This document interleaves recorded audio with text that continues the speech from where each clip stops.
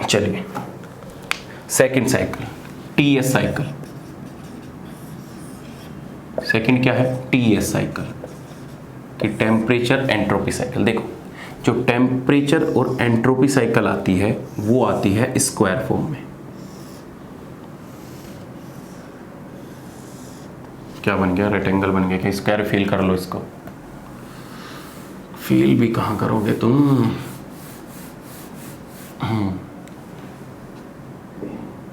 वो आती है स्क्वायर फॉर्म में, राइट। ये है टेम्परेचर T और ये है एंट्रोपी। चलो A B C D। चलो मुझे बताओ, पहले इसी में बताओ,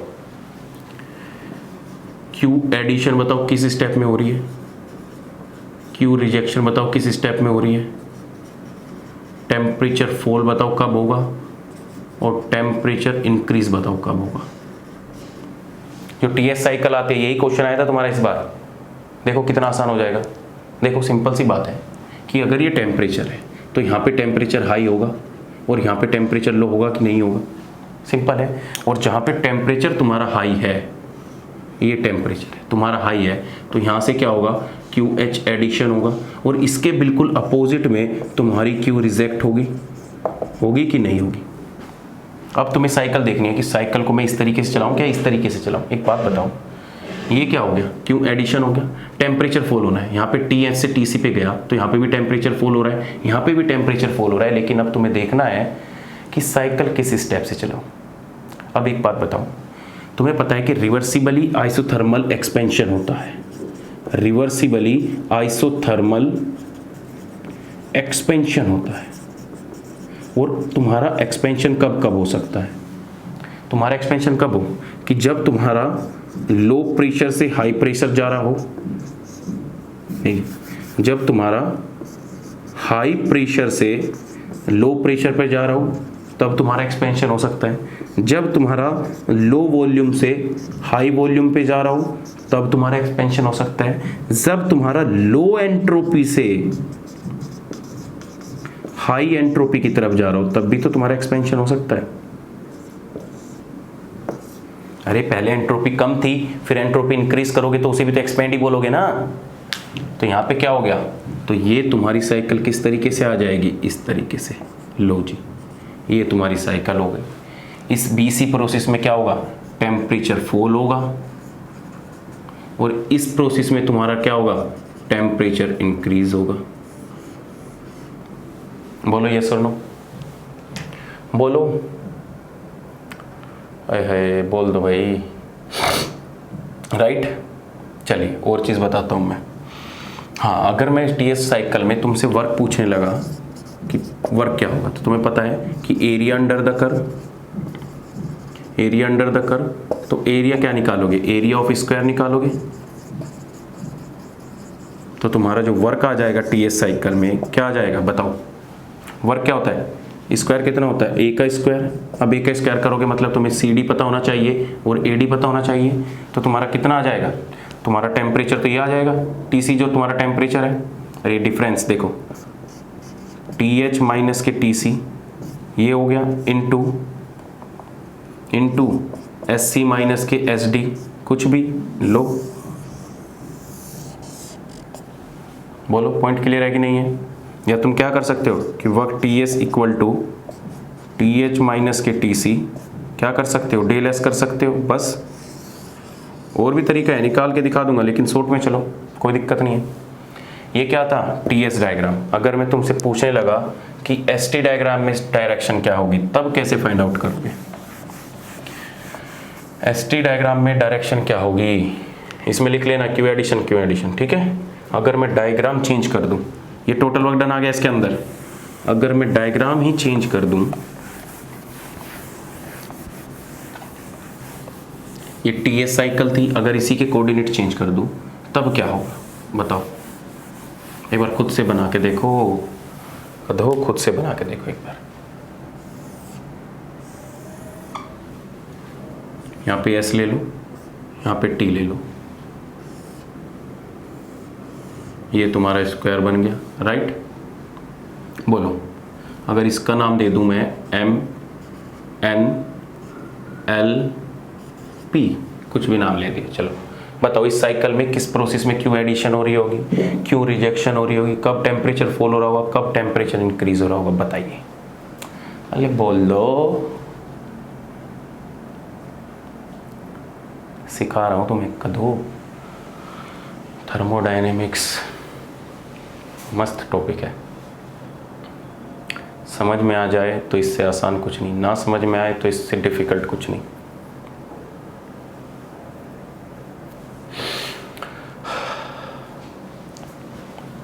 देखो सबसे पहले तुम देखो ये टेम्परेचर है, अगर तुम यहाँ पे टेम्परेचर देखोगे भाई टेम्परेचर क्या होगा, इधर इंक्रीज ही तो होगा। इसका मतलब जो इस पॉइंट पे तुम्हारा टेम्परेचर होगा वो हाई होगा, हाई होगा कि नहीं। तो मैं यहाँ पे नाम दे सकता हूँ TH, और इस पॉइंट पे तुम्हारा टेम्परेचर लो होगा तो मैं यहाँ पे नाम दे सकता हूँ TC। जैसे ही तुम्हें TH का पता लग जाए तो इसका मतलब उसमें क्या हो रहा होगा, क्यों एडिशन हो रहा होगा, राइट और रॉन्ग। और इसके बिल्कुल अपोजिट प्रोसेस में क्या हो रहा होगा, क्यों रिजेक्शन हो रहा होगा। तो देखो तो तुम्हारा L और N में क्या हो गया, Ln में हीट रिजेक्शन एडिशन हो गया और रिजेक्शन क्या हो गया P और M में। अब तुम्हें डायरेक्शन देखनी है कि डायरेक्शन क्या होगी, साइकिल किस तरीके से चलानी है। तो मुझे बताओ सबसे पहला जो हीट एडिशन होता है वो रिवर्सिबली एक्सपेंशन होता है, आइसोथर्मली एक्सपेंड करेगा। तो यहाँ पे जो एंट्रोपी होगी S1, यहाँ पे जो एंट्रोपी होगी ये S1, और यहाँ पे जो एंट्रोपी होगी S2, S1 से एंट्रोपी इंक्रीज हो रही है तो तुम्हारी साइकिल क्या आ जाएगी, इस तरीके से आ जाएगी कि नहीं आ जाएगी। तो लो तो यहाँ पे कितना हो गया, Ln हो गया। यहाँ पे अगर साइकिल का नाम देखो, देखो कभी कभी साइकिल में भी कंफ्यूज कर देता है, P से M, तो रिजेक्शन कहाँ से हो रही है, M से P तक, ठीक है। फिर उसके बाद टेम्परेचर फॉल किस में हो रहा है, बताओ टेम्परेचर फॉल किस में होगा, M से P तक ही हो रहा है टेम्परेचर फॉल भी। टेम्परेचर इंक्रीज कब कहाँ से कहाँ तक हो रहा है, L से N तक। लो ये तुम्हारी साइकिल हो गई।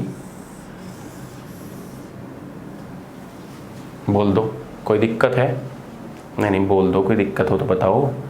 4 साइकिल हो गई, 2 बना के मैंने दिखा दी, समझा दिया। चलो अब तुम्हारी बारी है। क्वेश्चन है कि U वर्सेस S साइकिल बनाओ और उसमें सब कुछ डायरेक्शन दिखाओ, H वर्सेस S साइकिल बनाओ और उसमें सब कुछ दिखाओ। बोलो बोलो बोलो, U वर्सेस S साइकिल क्या होगी। इनके सर क्या मजाक कर रहे हो, खुद सिंपल सिंपल सी बता दी ST और हमसे एंथैल्पी की फॉर्म में पूछ रहे हो, है ना। बुरा लगता है भाई, इजी इजी करा देते हो और हार्ड हार्ड हमसे पूछ लेते हो, है ना, यही है ना।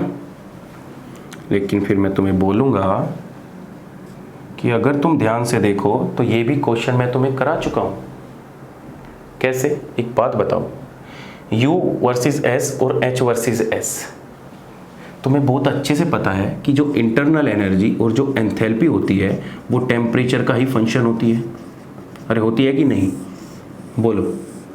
अरे एंथैल्पी और टेम्परेचर में डायरेक्ट रिलेशन है कि नहीं है। तो जो डायग्राम तुम्हारा TS का आया है वही डायग्राम तुम्हारा UH वर्सेस S का आएगा, आएगा कि नहीं आएगा भाई। जो तुम्हारा टेम्परेचर TS का है वही डायग्राम तुम्हारा एंथैल्पी वर्सेस S का आएगा। तो यही डायग्राम क्या हो जाएगा, H versus U versus S same diagram होगा। इन तीनों का अगर रिलेशन निकालोगे, टेम्परेचर वर्सेस S का, H वर्सेस S का, U वर्सेस S का, तीनों के लिए सेम डायग्राम होगा। साइकिल क्या आ जाएगी, ये तुम्हारी साइकिल आ जाएगी, A B C D। यहाँ से भी क्या होगा, क्यों एडिशन होगा, और यहाँ से क्या होगा, क्यों रिजेक्शन होगा। और यही सेम डायग्राम, यही सही डायग्राम तुम्हारे लिए किसके आ जाएगा, U का, और यही किसके लिए आ जाएगा, H का। देख रहे हो, एक ही डायग्राम में कितने निपटा दिए। तो यहाँ पे क्या होगा, टेम्परेचर फॉल होगा, और यहाँ पे क्या होगा, टेम्परेचर इंक्रीज होगा। बोलो दिक्कत है कोई, तो कितनी साइकिल नहीं बट गई। चलो एक लास्ट और बता दो, कार्नोट साइकिल बता दो, H वर्सेस T क्या होगी और U वर्सेस T क्या होगी, बनाओ। Carnot cycle H versus T और U वर्सेस T क्या होगी।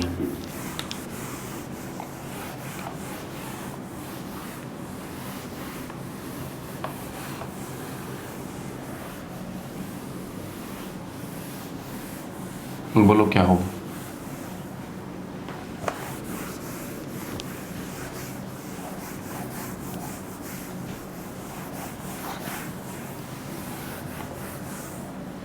देखो ध्यान से, मैंने क्या पूछा? कार्नोट साइकिल पूछा कि H वर्सेस T क्या होगी और U वर्सेस T क्या होगी। तो तुम्हें पता है कि एंथैल्पी में और इंटरनल एनर्जी में डायरेक्ट रिलेशन है कि नहीं है? ये एंथैल्पी है और ये तुम्हारा टेम्परेचर है, तो जो एंथैल्पी का रिलेशन होगा वही U का होगा। और जब डायरेक्ट रिलेशन है तो तुम्हारी सिर्फ क्या आ जाएगी? एक स्ट्रेट लाइन आ जाएगी। मतलब कि जो भी तुम्हारे प्रोसेस होंगे इसी स्ट्रेट लाइन पे होंगे। कैसे? अब देखो मैं बताता हूँ। ये जो पॉइंट है, यहाँ पे मैं 4 पॉइंट इंडिकेट कर रहा हूँ कि लेट सपोज एक पॉइंट यहाँ पे है और एक पॉइंट यहाँ पे है, राइट। एक पॉइंट यहाँ पे दे देता हूँ और एक डायरेक्शन यहाँ पे दे देता हूँ। अब सुनो ध्यान से, ये जो पॉइंट इंडिकेट कर रहा है ये टेम्परेचर हाई को इंडिकेट कर रहा है और ये जो पॉइंट है ये इंडिकेट कर रहा है टीसी को रिप्रेजेंट कर रहा है। और अगर मैं तुमसे पूछने लगूँ इन पॉइंट का नाम देके कि जो ये पॉइंट है, इस पॉइंट का मतलब क्या होगा कि क्यू एडिशन होगी, और इसके बिल्कुल अपोजिट जो पॉइंट होगा टीसी, ये क्या रिप्रेजेंट करेगा? क्यू रिजेक्शन को रिप्रेजेंट करेगा। अरे करेगा कि नहीं? सबसे पहला क्या है? Reversible isothermal expansion. तो यहाँ से पहले पे एडिशन होगा और एक्सपेंशन करेगा तो तुम्हारा टेम्परेचर डिक्रीज होगा, ये प्रोसेस आएगा कि नहीं? सेकंड स्टेप क्या था? Temperature fall, adiabatic expansion. तो एडियाबैटिक जब एक्सपेंशन करेगा तो टेम्परेचर हाई से लो पे जाएगा क्योंकि टेम्परेचर फॉल होता है। अरे टेम्परेचर फॉल होता है, कहीं भी ले लो डायरेक्शन, या तो ये डायरेक्शन ले लो और फिर सेकंड डायरेक्शन क्या हो जाएगी? एक्सपेंशन। तो ये क्या हो जाएगा? रिवर्सिबली एडियाबैटिक एक्सपेंशन, और ये क्या हो जाएगा?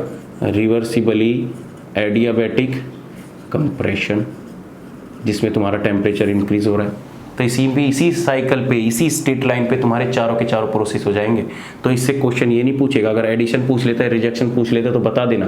अगर यहाँ पे पॉइंट इंडिकेट करके दे दे, ए पॉइंट पे एडिशन और बी पॉइंट पे रिजेक्शन, और बीच में कोई भी पॉइंट लिखा हो तो उसी पे क्या दिखा देगा? तुम्हारा कंप्रेशन और रिजेक्शन। ठीक है, तो ये डायग्राम किसका हो गया? You versus H versus T. तो बिल्कुल स्ट्रेट लाइन आएगी। कितने डायग्राम हो गए? और डायग्राम बताओ तुम।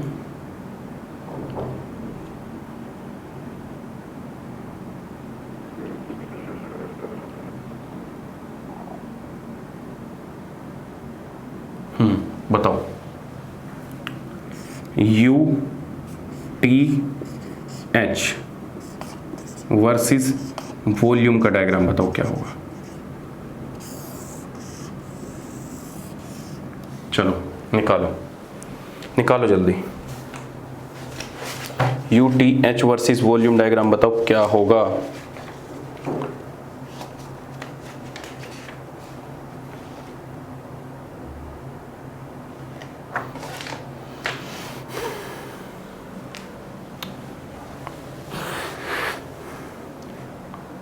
पानी रखा नहीं यार, बोलो जल्दी। पानी पी लो, अब तक पिया नहीं, कंटिन्यूस लगाऊं तुम्हारे साथ।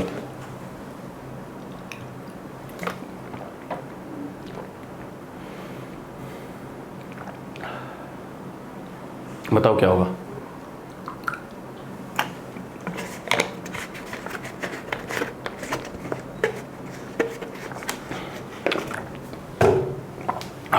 तुम्हें ना पता कुछ भी, आप लोगों को नहीं पता है कुछ भी। चलिए बता देते हैं हम। देखो, जो इनके लिए डायग्राम होगा रेक्टेंगल फॉर्म में बनेगा। You temperature versus S versus volume.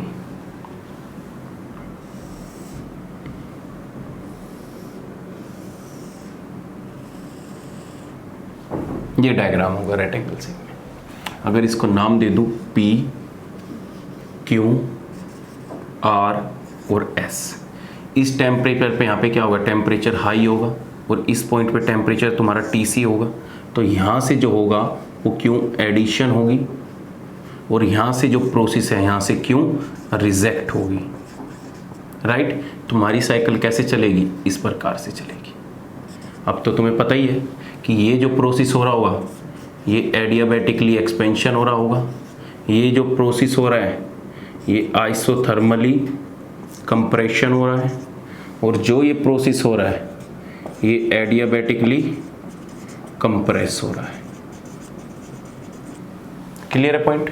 बस अब तुम्हारे ऑलमोस्ट सारे डायग्राम कार्नोट साइकिल के ख़त्म हो चुके हैं, और बाकी कोई भी आ जाए, कुछ भी डायग्राम आ जाए तो उसमें तुमसे यही पूछेगा कि हीट एडिशन हालांकि आएगा नहीं। मैक्सिमम जितने भी थे मैंने तुम्हें बता दिए, इससे बाहर कुछ नहीं आएगा कार्नोट साइकिल से। ठीक है, तो ये तुम्हारा पूरा का पूरा डायग्राम था, थियोरेटिकल पार्ट था।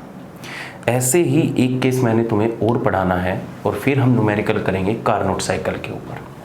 कार्नोट साइकिल में क्या था कि हम हीट डाल रहे थे सिस्टम में, और हीट डालने के बाद कुछ हीट वर्क में कन्वर्ट हो रही थी, राइट? और जो हीट वर्क में कन्वर्ट हो रही थी उसी से हम एफिशिएंसी निकाल रहे थे, आउटपुट अपॉन में इनपुट, राइट?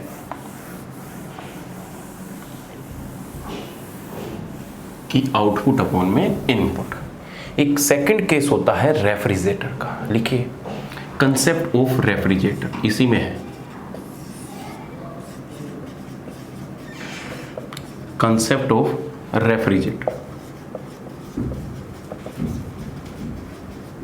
देखो, इंजन में हम जो पढ़ते हैं वो work done by the system पढ़ते हैं। जो तुम्हारी कार्नोट साइकिल के लिए आती है वो साइकिल इस प्रकार से होती है कि तुम ऊपर से हीट एडिशन करते हो, हीट जब एडिशन करोगे कुछ वर्क डन तुम्हें मिलेगा, एक्सपेंशन, जो हीट वर्क डन में कन्वर्ट हो गई, बाकी जो हीट बची वो तुम्हारी रिजेक्ट हो गई, राइट? ये तुम्हारा कार्नोट साइकिल का था। लेकिन रेफ्रिजरेटर के केस में क्या होता है कि रेफ्रिजरेटर में तुम्हें work done on the system करना पड़ता है।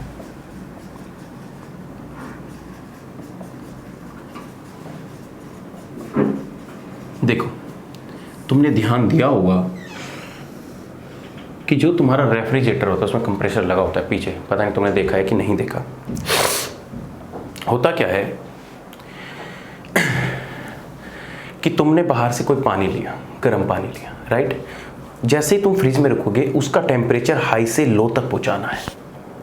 जब तुम टेम्परेचर हाई से लो तक पहुंचाओगे तो उसके लिए तुम्हें गैस कंप्रेस करना पड़ेगा, तभी तुम्हारे उसमें कंप्रेसर लगा होता है। और उसके लिए तुम्हें हीट रिजेक्ट करनी पड़ेगी, मतलब तुम्हें सिस्टम से हीट को निकालना पड़ेगा, तभी तो उसका टेम्परेचर डाउन होगा। तो उसके लिए तुम्हें work done on the system करना पड़ता है। ज़्यादा डिटेल में नहीं पढ़ाऊंगा, ये समझिए कि ये तुम्हारी अगर साइकिल है, राइट? तो तुमने क्या किया, वर्क डन किया सिस्टम पे। जैसे ही तुमने वर्क डन किया सिस्टम पे तो तुम्हें इनपुट मिलना स्टार्ट हुआ। इनपुट कहाँ जाएगा, क्यूसी पे, कि तुम्हारी कितनी हीट रिजेक्ट हो रही है, राइट? और ये क्या हो जाएगा तुम्हारा क्यू एडिशन, कि कितनी तुम्हारी एडिशन में जा रही है।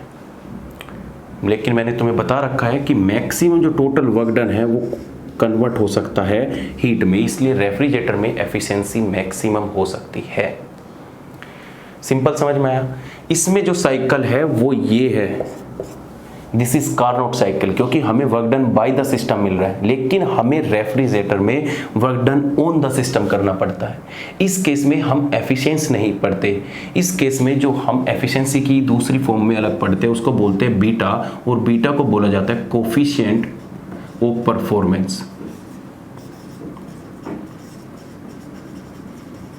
क्या बोला जाता है बीटा को? कोफिशिएंट ऑफ परफॉर्मेंस, राइट और रॉन्ग? और तुम्हें पता है कि मैंने ईटा को लिखा था आउटपुट अपॉन में इनपुट, तो अगर मैं बीटा को लिखूं कि आउटपुट अपॉन में इनपुट, तो इनपुट में क्या डाल रहा हूं, वर्क, और आउटपुट मुझे क्या मिल रहा है, क्यूसी, तो ये अपॉन में क्या हो जाता है, क्यूसी अपॉन में वर्क डन। या मैं इसको लिखना चाहूं तो तुम्हारा बीटा इज इक्वल टू हो जाता है क्यूसी अपॉन में क्यू एच माइनस के क्यूसी, इक्वल टू अगर मैं टेम्परेचर की फॉर्म में लिखना चाहूँ तो मैं लिख सकता हूँ टीसी अपॉन में टी एच माइनस के टीसी। बोलिए पॉइंट क्लियर है कि नहीं है? तो तुम्हारा कोफिशिएंट ऑफ परफॉर्मेंस अलग होता है एफिशिएंसी से। एफिशिएंसी में हम दूसरी चीज़ यूज़ करते हैं कि TH अपॉन में TH माइनस के TC इक्वल टू मैं लिख सकता हूँ QH अपॉन में QH माइनस के QC। ये तुम्हारा ईटा है जो work done by the system से मिलता है, और ये तुम्हारा बीटा है जिसको हम कोफिशिएंट ऑफ परफॉर्मेंस बोलते हैं। दोनों के बीच में रिलेशन देख लो, रिलेशन क्या है। ऐसे क्वेश्चन BHU में बहुत पूछे जाते हैं, BHU और TIFR में, रेफ्रिजरेटर से related. Beta is equal to क्या हो गया, QC अपॉन में QH माइनस के QC, TC अपॉन में TH माइनस के TC। अगर मैं तुमसे इस बीटा में और इस कोफिशिएंट ऑफ परफॉर्मेंस में रिलेशन पूछने लगूं कि क्या रिलेशन है, तो देखिए क्या रिलेशन निकल के आता है। ध्यान से समझ लेना, मैं एक एक चीज बताई है। Work done on the system हो रहा है रेफ्रिजरेटर में, work done on the system. What is the relation between coefficient of performance and efficiency? इनके बीच में रिलेशन क्या है, आइए बताता हूं।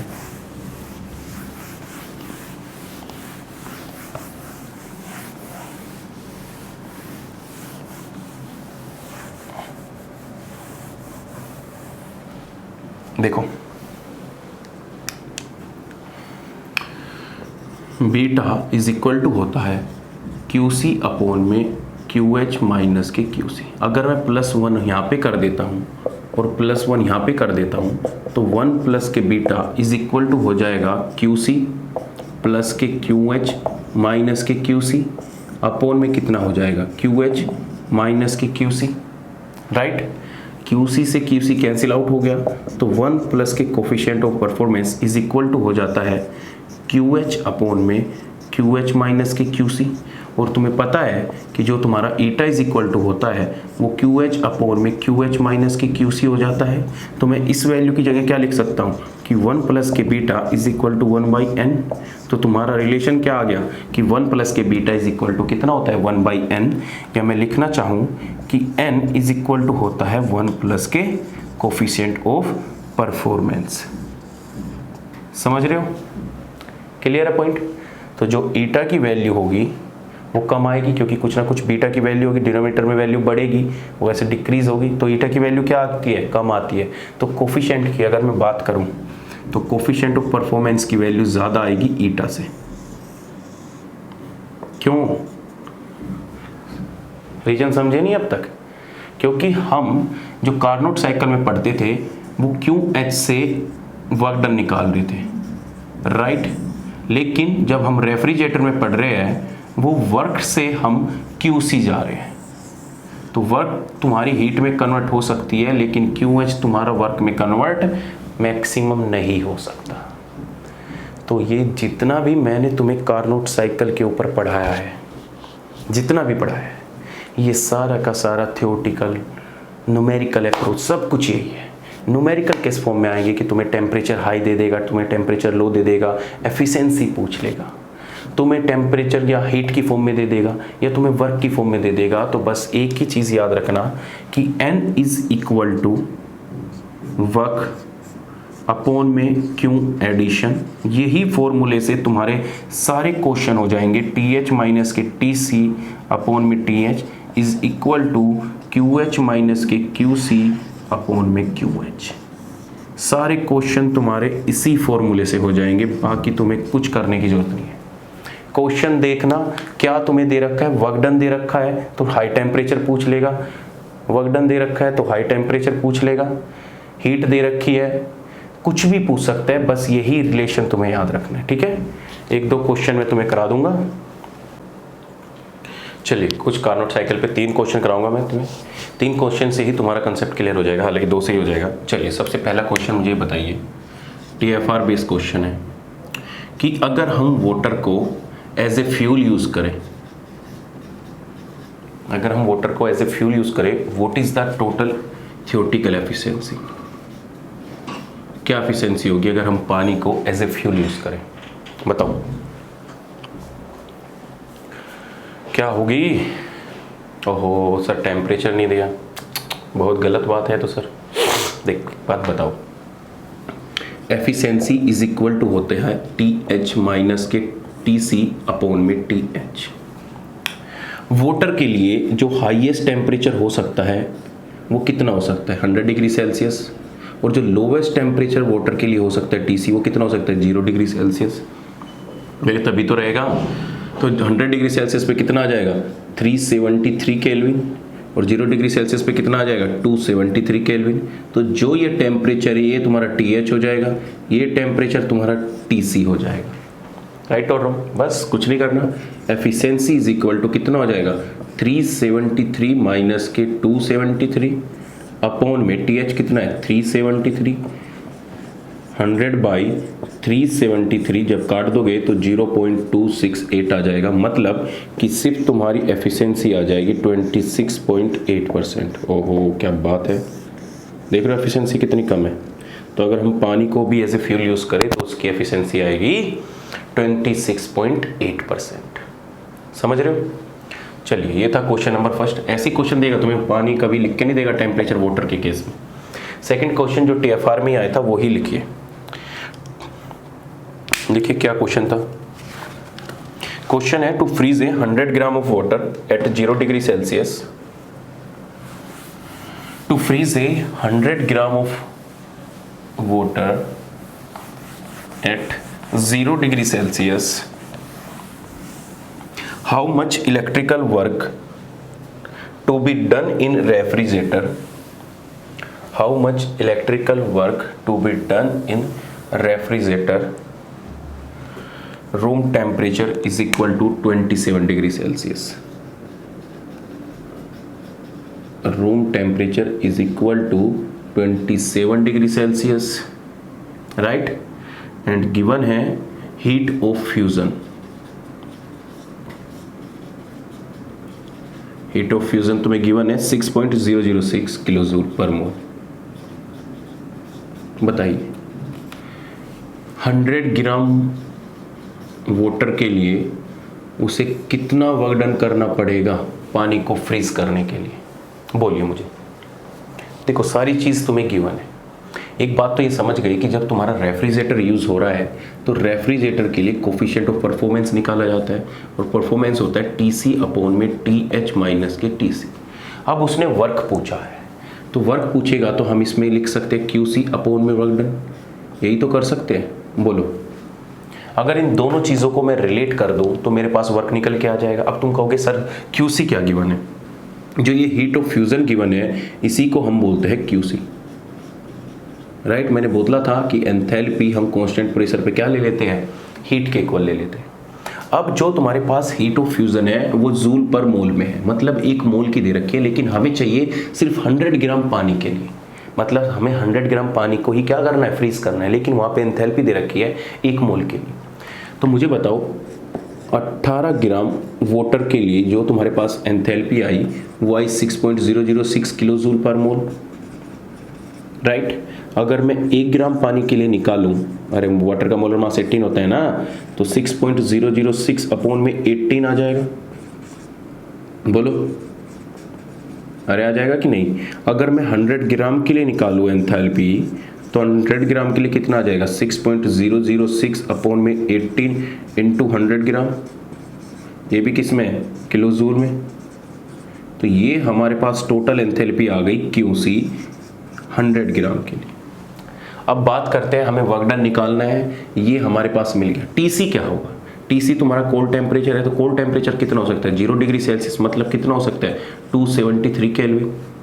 TH क्या होगा? जितना उसने हाई टेम्परेचर दे रखा है, मतलब रूम टेम्परेचर से तो उसे फ्रीज कराएगा, और रूम टेम्परेचर अगर गिवन नहीं है तो 25 ले लोगे, अगर गिवन है तो जो गिवन है वही लोगे। तो कितना दे रखा है 27 डिग्री सेल्सियस, तो 27 डिग्री सेल्सियस तो कितना हो जाएगा 300 केल्विन। बस सारी चीज़ तुम्हें गिवन है। TC इज इक्वल टू कितना हो गया तुम्हारा 273 अपॉन में TH कितना हो गया 300 केल्विन माइनस के TC कितना हो गया 273 इज इक्वल टू, ये कितना हो गया 6.006 इंटू 100 इंटू किलोजूल में है ये, अपॉन में कितना आ जाएगा 18 इंटू कितना आ जाएगा वर्क। तो वर्क निकालो कितना आंसर आता है, कैलकुलेट करना कैलकुलेटर से। मैं तुम्हें पहले ही बोला था कि जो जैम के लिए कैलकुलेटर होता है, गेट कैलकुलेटर डाउनलोड कर लो, वही यूज़ होगा। तो इसका आंसर बता देता हूँ, इसका आंसर आएगा अप्रोक्स 303 किलोजूल पर मोल। कितना आ जाएगा इसका टेम्परेचर, वो इसकी 303 किलो जूल इसका वर्क डन आ जाएगा। राइट, कर लोगे। बाकी तुम्हें जो भी कोई क्वेश्चन मिलेंगे उसमें TC गिवन होगा, TH गिवन होगा, ये सारी वैल्यू तुम्हें गिवन होगी, तुम उससे आंसर निकाल सकते हो इजीली। कभी बस ये पूछ लेगा, कभी वर्क डन पूछ लेगा, कभी हीट पूछ लेगा, ये सब चीज़ें तुमसे पूछता रहेगा। बाकी कार्नोट साइकिल से इतना हार्ड क्वेश्चन नहीं आएगा, सिंपल ही आएगा direct. What is the efficiency, अगर एफिशिएंसी गिवन है 55%, ऐसे बोल देगा कि एफिशिएंसी है 55%। TC तुम्हें गिवन है let suppose 20 degree Celsius, TH find out करो, बस इन्हीं फॉर्मूले को इधर उधर करता रहेगा। तो उसके लिए तुम्हारी कैलकुलेशन मिस्टेक नहीं होनी चाहिए, समझ रहे हो, कैलकुलेटर मिस्टेक नहीं होनी चाहिए, अदरवाइज क्या फ़ायदा फिर पढ़ने का। चलिए, तो ये कहानी थी तुम्हारी वर्क की, और इससे रिलेटेड जितने भी एप्लीकेशन पार्ट था, कार्नोट साइकिल, ये सब।